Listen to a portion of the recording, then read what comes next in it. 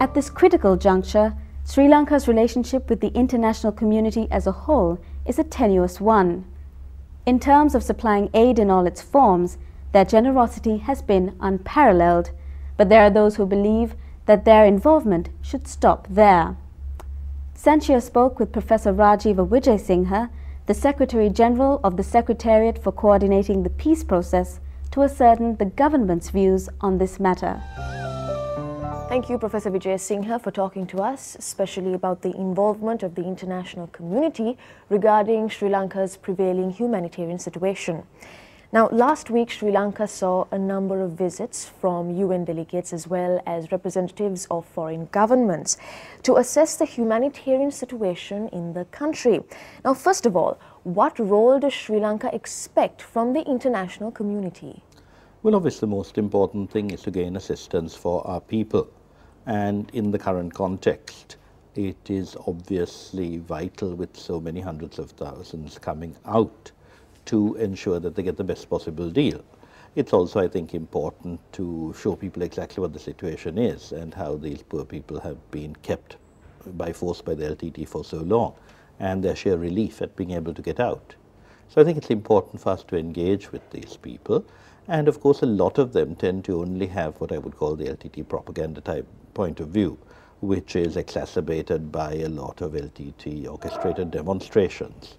And some of them don't really realize what the real situation is.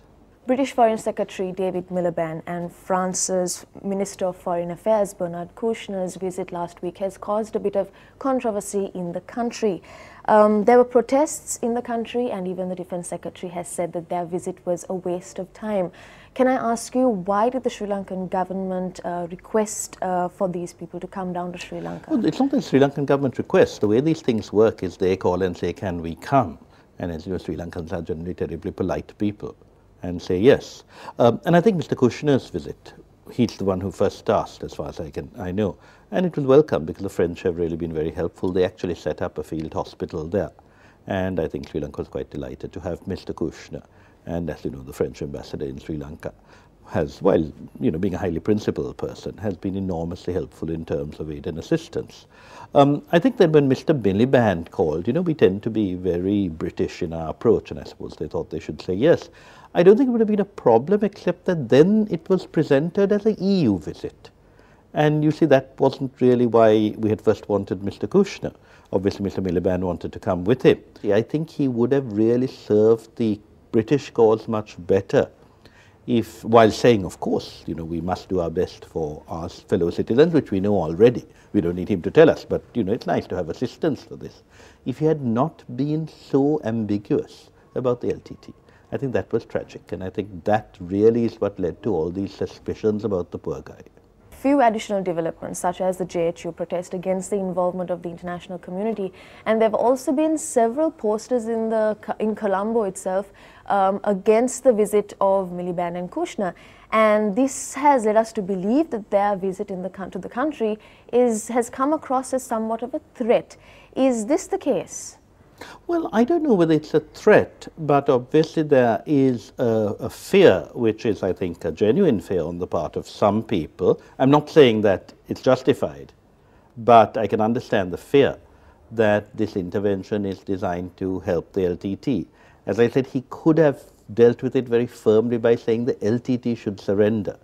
But when you are ambiguous and when you sort of suggest that you want the LTTE not to surrender, to have another life that's not terror, compare their approach to that with the approach to other terrorist groups, you realize that's an ambiguity, and that gives rise to certain suspicions. So even though I believe that in the long run, no one really wants terror to go on, when people start playing politics and start playing politics with people's lives, because this gives the LTTE the hope that they have a lifeline, and therefore they're more intransigent about hanging on to the civilians they have, I think it's actually wickedness. And I think, people should grow up and realize that anything anyone tells us about principles is fine, but anything that seems to support terrorism actually gives support to terrorists, even though it wasn't intended. And if they're not old enough to realize that, they shouldn't be, pronouncing about countries which are suffering. So, despite even though there's been so much of controversy going on with the international involvement of the international community, are we likely to expect more representatives of foreign governments in the country? Well, I'm sure many people would like to come. I think one of the things they have to realize is that they do disrupt the efforts. You know, for instance, they were telling me, I was in Vavuniya last week, and they said the day they had no visitors, they managed to put up hundreds of shelters. The day the guys came, things slowed down. So, you know, I don't think these people really understand that when they go up, we have to be careful about their security. There's a lot of interruption of work.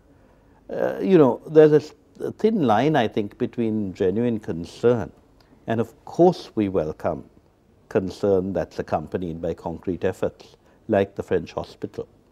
And, you know, to give the British their due. £2.5 million a pledge, but of course that was much more the very quiet and I think rather dignified Mike Foster, who came and looked at things, and that's the Department of International Development. And in fact, when I met an official and said, your big boss is coming tomorrow, she said, no, that's not my boss. So the Department of International Cooperation, I think, would do its best, but some of the other things are more grandstanding. And we would prefer not to have grandstanding that interrupts the tremendous efforts. I mean, the poor army is working 24 hours a day in clearing land. UNHCR has been putting up tents. UNICEF is a bit slower, and, you know, we find their toilets could be a bit better, but they are doing their best. So when in the midst of that someone turns up, and, you know, they have to explain what they're doing to 10 people 10 times. So you're saying it interrupts the development. It interrupts the of the country. The smooth flow of assistance. And heavens, it was a tough job. And I think it's remarkable what they've done in a week to settle 120,000 people. But there's obviously much more to do. And finally, in a report in the media, Miliband and Kushner have said that as members of the UN Security Council, they will not shy away from the responsibility of sovereign governments and the international community to protect civilians. In your opinion, is this what they should be doing? Well, I think the problem there is, again, it's very political because, you know, you have double standards. For instance, the Pakistani army says that they will not fight with the Taliban because they don't want to harm civilians, and there's criticism of that. So, you know, when you have such double standards all over, you begin to worry really about what people's motivation is. I should say that I don't think there is a determination to support terrorism. I think that's a wrong reading, but there's certainly a carelessness about the consequences of their actions and a failure to recognize. I think he's more Miliband than Kushner, because Mr. Kushner has generally been very circumspect. You know, he has certain principles which he would enunciate, and he doesn't have the same political pressures. But as we have seen from a lot of the activities of the British, you know, they were the people, the then ambassador in Geneva said to me very clearly, they wanted a motion against us. And when our then ambassador managed to stave this off, he said, you know, your ambassador thinks he's won, but let's see. So although I think his successor was a much more civilized man, you know, we have to remember their compulsions, and of course electoral compulsions. And, you know, however they dress it up in, let us say, humanitarian words, we can understand from the ambiguities and the double standards that it's a political game they're playing. And I suppose that's understandable. I mean, what is a politician to do after all, except try to get elected? Despite the challenges involved, much is being done by local and international communities alike to help the displaced people in the north. But what about other marginalized communities in the country whose plight does not attract as much attention? We take a look at one such community after the break.